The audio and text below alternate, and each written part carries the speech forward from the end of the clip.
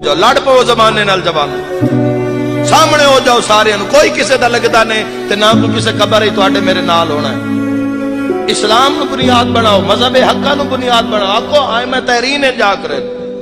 منہ بول کے نہیں آ سکتا تے دروازے تے لا دے، تو اگلے دے گھر جانا چھڑ دے، وہ تیرے گھر آنا چھوڑ دے۔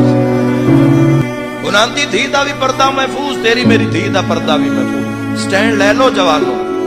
امام زمانہ جو آ جاون کیڑے گھر وچ بیسو امام کتھے بیسو رات رومن والے نو، کیڑیاں دھیاں نو امام علیہ الصلوۃ والسلام دے سامنے لے جسائیں بیٹیاں تے تو بیٹیاں تمہیں زیادہ محنت ضرورت ہے نا سمجھنا، میں بیٹیاں واسطے کوئی آزادی دس رہا نہیں، اتنا دھیاں دے پردے تے کوئی کمپرومائز نہیں،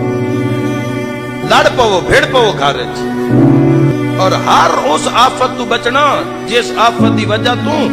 گھر دے پردے نو نقصان ہو سکتا،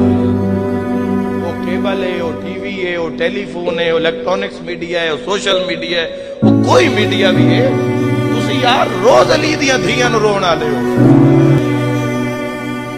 روز اسی کی آکھ رہے ہونے، اسی آکھ رہے ہونے ہائے بازار چوکی میں چپ کر کے گزر گئی،